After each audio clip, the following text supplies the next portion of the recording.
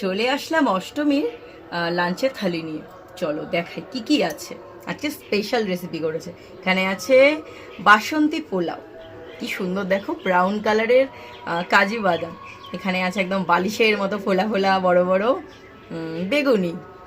আর এখানে আছে কাশ্মীরি আলুর দম, উপরে আবার বাদাম ভেজে দিয়েছে, নারকেল সব কিছু দিয়ে।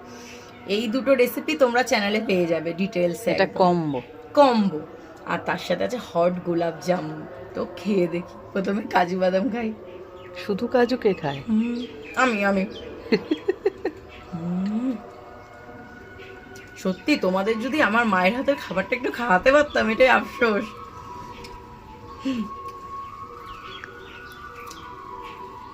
সামনে জন্মের জন্য বুকিং করে নে। দারুণ খেতে হয়েছে।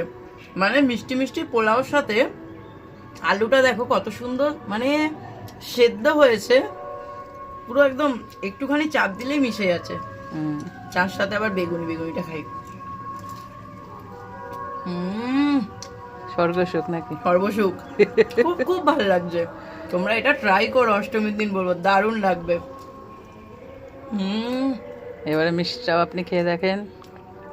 মিষ্টি একটু রস মাখিয়ে খাই, যে রস। ওরে বাবা,